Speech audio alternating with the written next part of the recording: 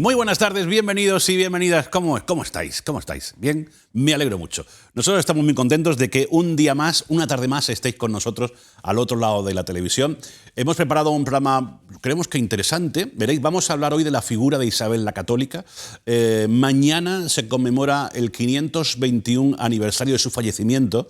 Y va a haber una conferencia en Almería que va a versar sobre su figura y sobre su paso por Almería. De eso vamos a hablar en un instante. Un poquito de historia que nunca viene mal. Pero además vamos a hablar también de este día que hoy se conmemora, el 25N, el día contra la violencia contra la mujer, el día de la lucha contra la violencia de la mujer. Y terminaremos hablando de música y de la Traviata. Vamos a cantar un poquito.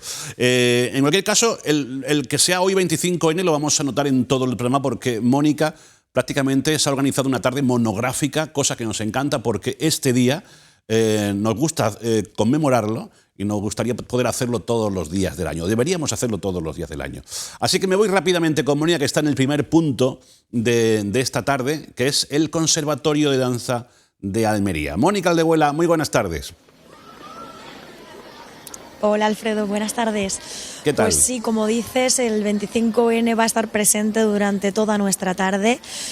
Muy bien, y vas a ver ahora, bueno, lo que han organizado aquí en el Conservatorio Profesional de Danza Quina Jiménez, como dices, para conmemorar este día de la eliminación de la violencia contra la mujer. Me encuentro con la directora del Conservatorio, Isabel Guirado. Muy buenas tardes. Hola, buenas tardes. ¿Qué tal? Todos los grupos actuando esta tarde. Esta tarde actúan los grupos de cuarto a sexto de las enseñanzas profesionales. Lo hacen trabajando en la asignatura de interpretación para alzar nuestra voz y trabajan todas las sensaciones, las emociones.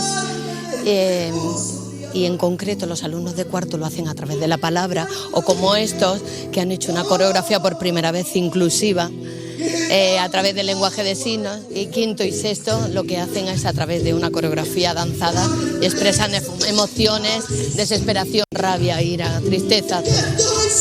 Coreografías organizadas por ellos, Isabel, como nos dices, sí, para mostrar cada una de las emociones que puede provocar lo que hoy se conmemora. Sí, lo que se trata con esto es simplemente está dentro del programa de prevención contra la violencia de género, y entonces la asignatura de interpretación lo que trabajan es todas estas emociones. Entonces son ellos los que crean las coreografías, deciden las emociones, la coordinadora del programa decide qué emoción trabaja cada grupo, y a partir de ahí hay una elección de música y unas coreografías que ellos. Es una forma de concienciarlo, porque esta lacra, si no se conciencia, no se combate.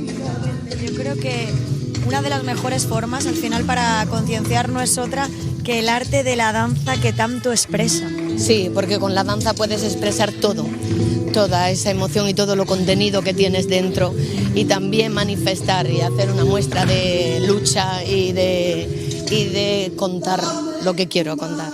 Isabel, nos cuentas lo que estamos viendo ahora mismo, es una coreografía inclusiva. Esta es una coreografía que han decidido hacer porque son de cuarto, alumnos de cuarto de flamenco, y en teoría aquí lo que ellos trabajaban era la palabra, pero se le ocurrió que hay muchas personas que no pueden utilizar esa palabra, pero sí trabajan a través del lenguaje de signos, como vemos. Todo lo que nos están cantando, la música, nos lo están contando ellos con ese lenguaje de signos. Es la primera vez que se ha hecho esto, y consideramos que es algo muy importante porque es una forma de que la inclusión esté presente. Totalmente. Vemos poco a poco ese avance. Ahora mismo, como decimos, estamos viendo esta coreografía. Nosotras hemos tenido la oportunidad de llegar un poquito antes y poder ver cómo ha habido otros grupos que también han expresado las emociones a través de la palabra. De la palabra, sí. Son los pequeños, los pequeños, porque como realmente es cuarto, quinto y sexto de profesional, son los de cuarto. esta es su palabra, que es el lenguaje de signos, y los otros los 3/4 de contemporáneo de español y de flamenco ha sido con la voz. Y los demás quinto y sexto a través de la danza y del movimiento. ¿Sabes? No sé si habéis tenido la oportunidad de hablar con ellos y que os cuenten un poco cómo han preparado estas coreografías y qué es lo que querían expresar. Sí, se han... ¿Tienes la oportunidad de hablar con ellas? Sí, antes de que se vayan. María, contigo, Chicas, un por ejemplo. segundito. Muy buenas tardes, María. Buenas tardes. Enhorabuena por esta coreografía, vente por aquí. Espectacular, nos estaba contando Isabel, la directora. Pues bueno, lo que queríais transmitir un poquito a través de esta coreografía inclusiva, pero quiero que nos hables tú también de ella, de cómo la habéis preparado y qué mensaje queréis que perciba o que reciba la gente. Pues han sido semanas de mucho esfuerzo en las que nos hemos basado en querer transmitir un mensaje claro, ya que esto pues sigue pasando a día de hoy, y pues que la gente se involucre más en el tema y sean conscientes de la realidad, y pues a través del baile, que es lo que más nos gusta, pues dejar claro que esto es un problema y que podemos pararlo con la ayuda de todos. ¿Cómo expresáis esas emociones a través de la danza? ¿Cómo preparáis cada paso queriendo que la gente reciba el mensaje claro? Pues ya que es un arte, lo sentimos y lo queremos expresar mediante los movimientos, la cara también, y simplemente del corazón por todas las partes del cuerpo. ¿Qué habéis sentido cuando estabais aquí ahora mismo bailando? Al principio un poco de nervios, pero cuando piensas en la causa y en el porqué, se olvida todo y es mucho más bonito. Muchísimas gracias y enhorabuena de nuevo. Nosotros. Adiós. Hasta luego. Isabel, qué maravilla poder escucharles y ver al final ese mensaje tan bonito que quieren transmitir el día de hoy. Ahora son los alumnos de sexto de flamenco, los mayores, de aquí lo que cantan un poco la tristeza y esa melancolía, esa pena que tienen dentro, ese dolor. Muchísimas gracias. Nos despedimos ya y nos quedamos con ellos. Gracias a vosotros por escuchar también nuestra voz, como sabemos expresarla nosotros con movimiento. Gracias. Alfredo, necesario hablar de este día, de las emociones que intentan transmitir en cada una de las coreografías, como decimos, que han organizado desde el Conservatorio Profesional de Danza Jiménez, de Danza Quina Jiménez. Ya nos lo contaba Isabel, esa tristeza, ese dolor, esa rabia, que bueno, en definitiva, pues define un poco lo que sienten las mujeres a través de la violencia. No sé si tenemos tiempo para poder ver un poquito de coreografía o nos despedimos. Vamos a ver un 30 segundos de coreografía, si te parece. La coreografía que han preparado estas alumnas del Conservatorio de Danza con motivo de este día. Y como decía al principio, deberíamos estar todos los días del año celebrando, conmemorando la lucha contra la violencia machista. Vamos a ver un poquito, Mónica. Así es, así es. Bueno, ahora volvemos, nos quedamos Venga. con ellos.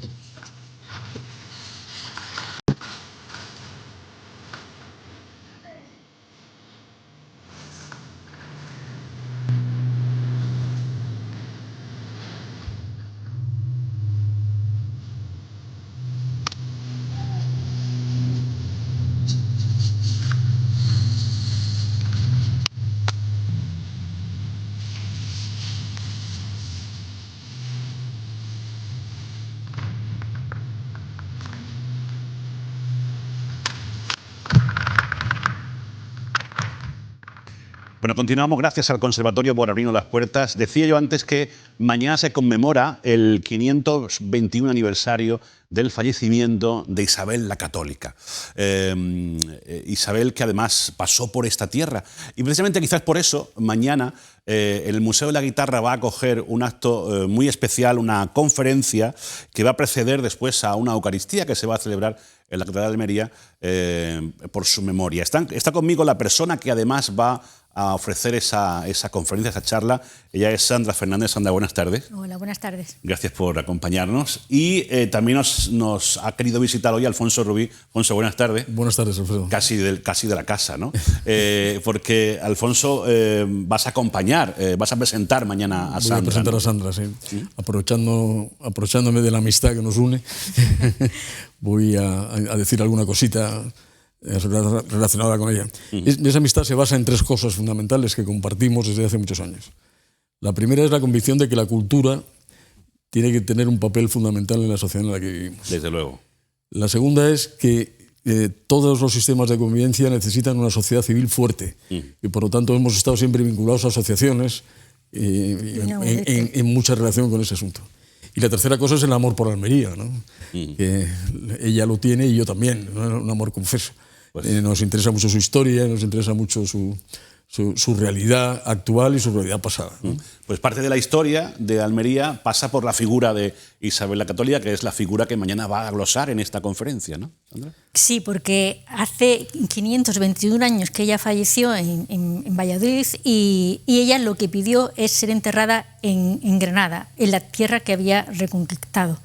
Y cuando se habla de la Reconquista siempre se suele hablar de Granada y tenemos toda la imagen de la llegada el día 2 de enero.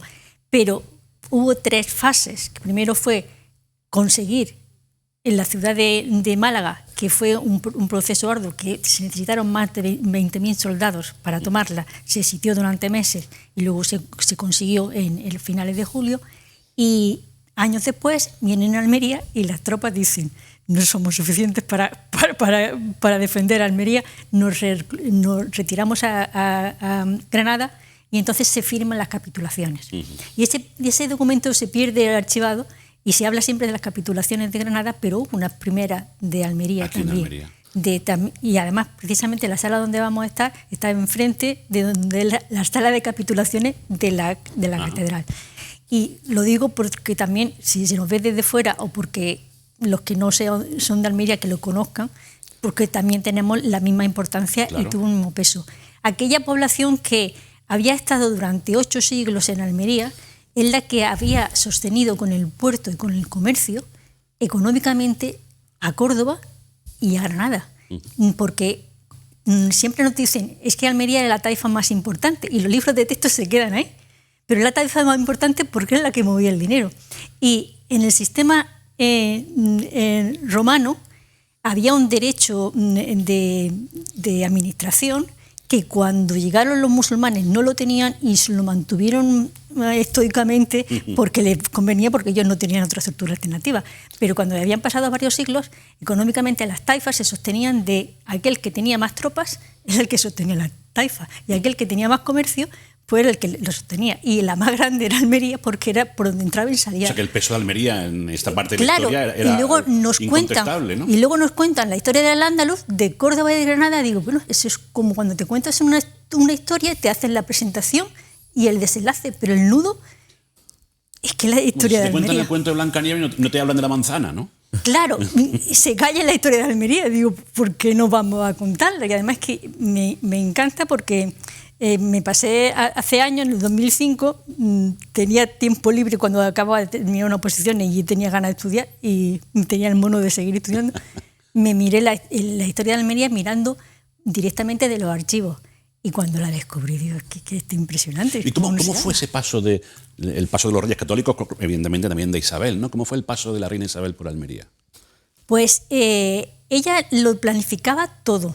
Lo planificaba con antelación. Es que no se puede hablar solamente de cuando llega a Almería. Es que para hacer una guerra lo primero que necesitas es dinero. Como decía Napoleón, para hacer una guerra se necesita 3 cosas: dinero, dinero y dinero. Pues eso. Ella, primero, cuando ella toma el poder, y unas circunstancias muy duras, mejora tanto la economía, sube la mesta, entra el dinero en Castilla y para hacer una guerra necesitabas primero tener eso. Claro. Y lo habían deseado los reyes anteriores, pero no habían tenido medios. Y hace falta también tropa, y hace falta también unidad, y hace falta tener ganas. Y todas esas cosas juntas las consigue ella. Que no es que ella decide por decreto, venga, vamos a tomarnos Granada para nosotros. No, es que hubo batallas, había que movilizar ejércitos. Ella, antes de llevar al ejército, meses antes, enviaba grano y animales y trigo para que crecieran, para que tuviese el trigo y la cebada, para que cuando llegaran las tropas hubiese abastecimiento. Eso lo planificaba muy bien. Y claro, ella además se movía con las tropas y no era la reina que iba con la carroza, era la mujer que se subía al caballo.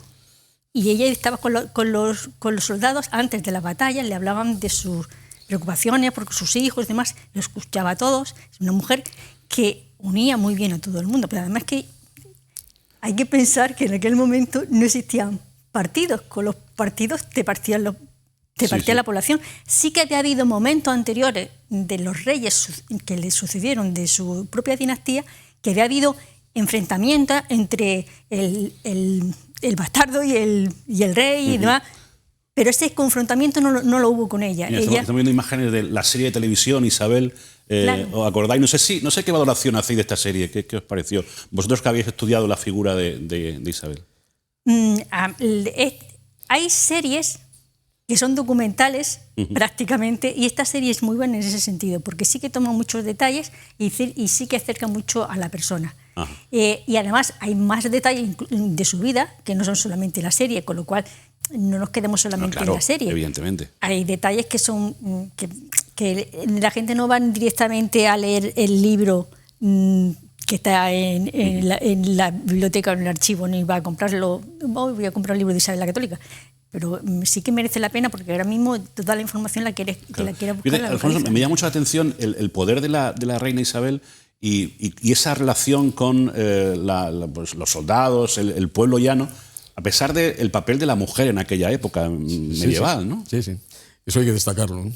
Respecto de la serie, lo que decías, a mí me parece que está hecho con bastante rigor histórico, ¿no? Respetando.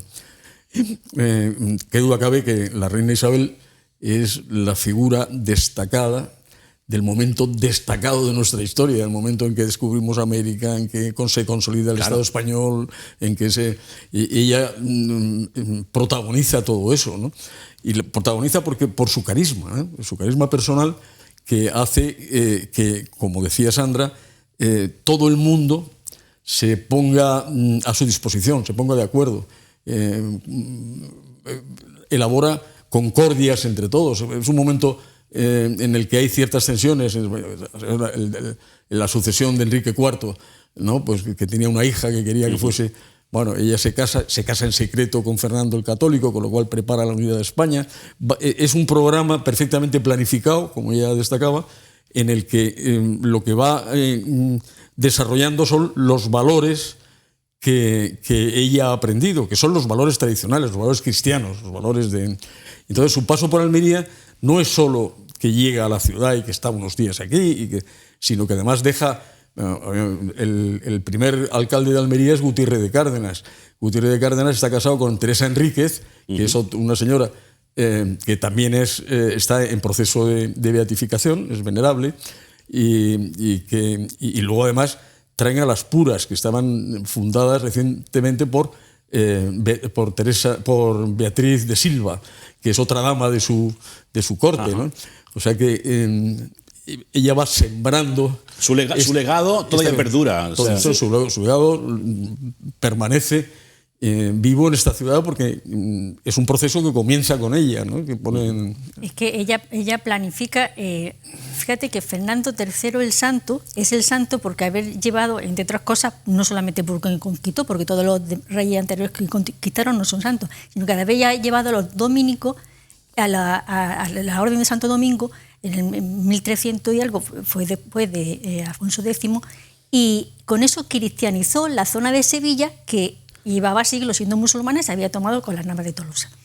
Y ella, cuando viene, se trae 3 órdenes, que son Santo Domingo, que la iglesia de la catedral, de la iglesia de la Virgen del Mar, cuando estaba en plano de dónde se iba a hacer aquella orden que venía con ellos, que era lo que tenían planificado justo después de tomar una ciudad que ha sido durante siglos musulmana, voy a llevar a esta orden. ¿Por qué? Porque esa era una orden que con el primer Santo Domingo, precisamente porque tuvo que hacer un viaje, se dio cuenta en Francia de que había una herejía dentro de la iglesia, fue a Roma, lo avisó, le dieron la posibilidad de hacer el convento de los dominicos, y lo mismo que se la llevaron a Sevilla, se la trajeron también aquí. Esa orden le dio una dotación, además, en cuanto tuvo el dinero disponible, en cuanto terminó la guerra conquistó Granada, le dio una dotación, y el resto de dotaciones que necesitó el convento se lo estuvieron donando a la población de aquí.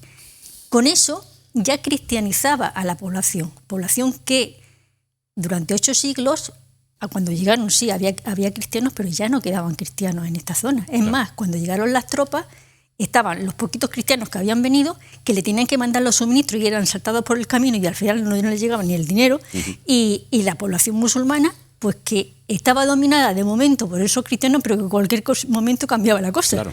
Hasta que en 1522 hubo un terremoto, huyeron y entonces dijeron, en la catedral que había pedido construir Isabel la Católica, la vamos a hacer, pero no en la iglesia de San Juan, sino en la zona donde ahora está la catedral. Y el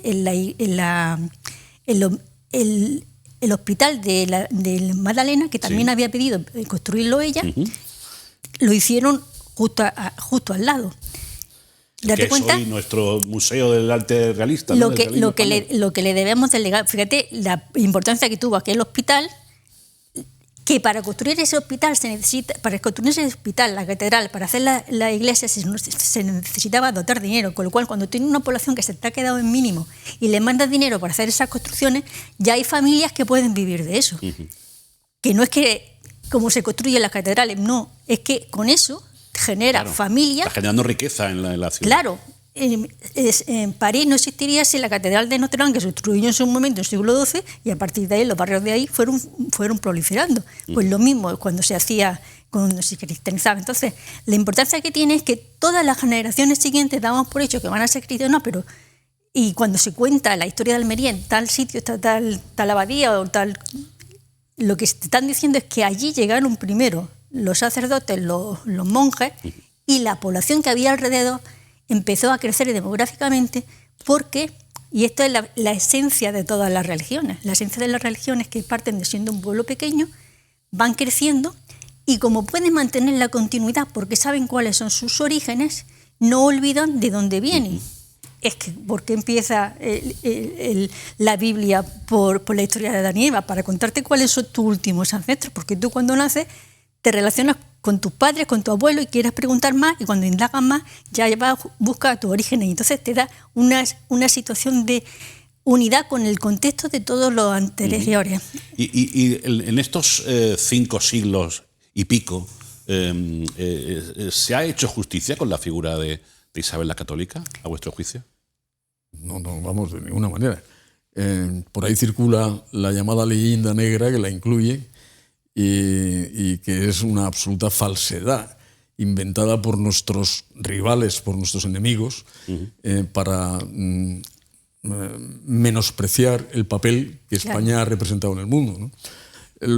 Contra eso está lo que se llama la leyenda rosa, que es la que cuenta que todo fue maravilloso. No todo fue maravilloso, eso es verdad. Había sus luces y sus sombras, ¿no? Pero muchas más luces que sombras, eso sin ninguna duda. Claro. El proceso de cristianización del que comentaba, hay una anécdota que resulta divertida, y es que entre las órdenes estas que trae, hablaba los dominicos, los trae, he dicho que eran 3, bueno, otras fueron las puras, ¿no? Sí. Bueno, que como digo estaban fundadas por una dama de su corte, por Santa Beatriz Silva.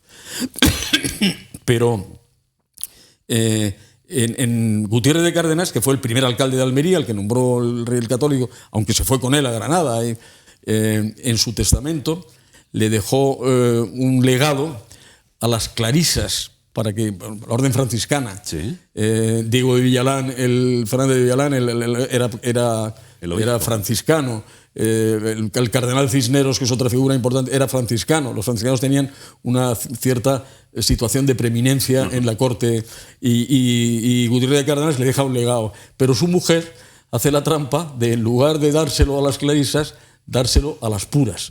Y las puras vienen aquí gracias al legado de Gutiérrez de Cárdenas, manipulado por su mujer, por Teresa Enríquez, que como he dicho antes, está también en proceso de beatificación. Sí, es que ella trae orden, que son los dominicos, que trae a los franciscanos, a esos dos la sitúa dentro de la zona de la muralla. Los franciscanos estaban en el antiguo convento, que ya se cayó porque el pobre ya no aguantó después de los terremotos y encima de la Revolución Francesa. Y ahora es la iglesia de San Pedro y San Pablo. Sí. Y la tercera orden que se trajo fue a los trinitarios. Ajá, sí. Que a ellos les llegó la zona de la iglesia de San Sebastián, sí. Cerca de la puerta pechina, sí. Que llamaban Purchena. Las puertas de la muralla, ¿no? Claro. Las puertas de la ciudad. Y En el 1535, claro, como ellos eran los que cuando secuestraban a la población cristiana la llevaban al norte de África y allí los vendían como esclavos, y eran los que negociaban el rescate de los que habían sido cautivos, como lo fue también Cervantes. Y claro, en uno de esos asaltos también nos saltaron ellos, de los trinitarios, pero allí estuvieron también los trinitarios. Bueno, pues de todo esto se va a hablar mañana. ¿A qué hora es la cita? Es a las 6. A las 6 de la tarde en el Museo de la Guitarra. Ahí tenemos el cartel que lo anuncia. Y conviene ser puntual porque, como se ha adelantado el hacer el Belén en el Museo de la Guitarra, y esto ya estaba reservado desde antes, pues no, vamos a estar en la sala del museo, con lo cual, pues yo le digo, pues no toca la lotería, porque mejor todavía, más bonito, ¿no? Merece la pena ir, pero claro que va a ser el aforo limitado. Y de allí, la iglesia está al lado, pero empieza la misa a las 8 menos cuarto. 8 menos cuarto. Con lo cual saldremos sobre las 7:30, pero procuraremos terminar a esa hora. Nos quedamos donde sea. Y yo no he hecho una conferencia muy extensa, pero sí que voy a sacar hechos puntuales que no son los que normalmente la gente se queda con los datos de la fecha y demás, pero voy a sacar puntos bastante interesantes. Si queréis conocer parte de la historia de Almería, conocer la figura de Isabel la Católica, mañana a las 6 en el Museo de la Guitarra. Pues Sandra, muchísimas gracias por haber venido a contarlo. Y a ti por compartirlo con nosotros. Alfonso, ha sido un placer. Igualmente. Siempre es un placer escucharte. Vengo encantado, siempre, Alfredo. Siempre que me llamáis. Pues vuelve pronto, porque ahora nos vamos con nuestro opinador de guardia de hoy, Antonio Ordoño, que habla del próximo viernes. Ya sabéis que estamos adoptando las cosillas que nos vienen de fuera y que ya son parte también de nuestra vida. Habla del Black Friday. Ay, mira, lo he dicho bien. Adelante, Antonio. Hola a todos. Bueno, pues esta semana resulta que nos encontramos, hoy concretamente cuando se está grabando esto, estamos en Black Monday. Empezamos conociendo lo que era el Black Friday, no hace tanto tiempo, hace ya años, pero no hace tanto.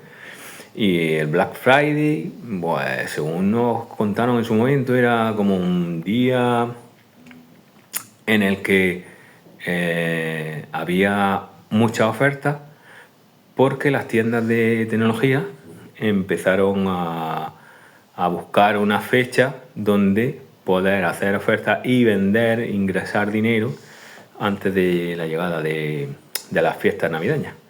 Pero es que empezamos con el Black Friday, luego el Black Monday, luego la Black Week y al final es el Black Month, el mes Black, que tenemos ofertas desde hace ya una semana y nos quedan hasta la semana que viene, que será el White Friday.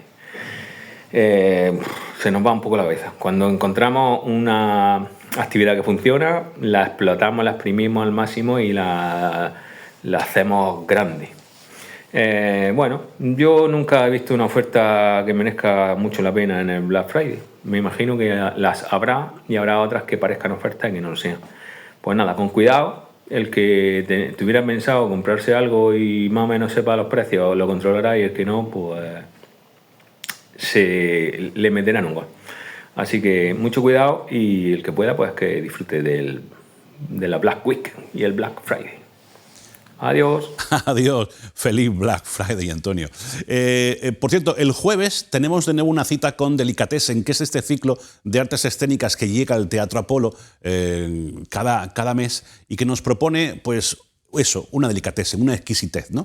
En esta ocasión vamos a ver una obra teatral, un texto y una puesta en escena que habla de la época del exterminio nazi. Vamos a ver la obra Mauthausen, la voz de mi abuelo. Será en el Teatro Apolo este próximo jueves a las 8:30, y esto es el tráiler de esta obra que vamos a poder ver.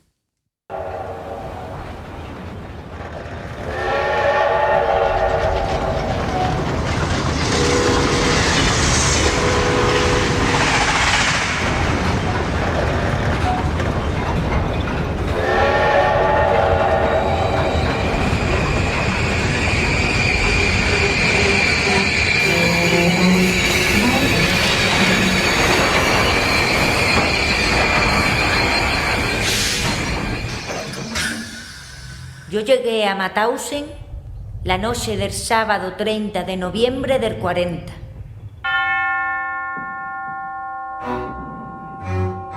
Allí había muchos judíos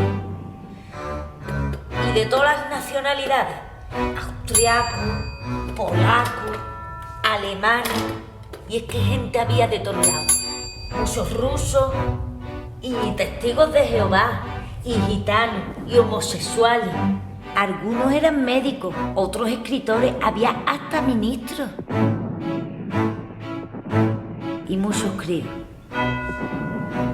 Muchos que no tenían ni los 15 años.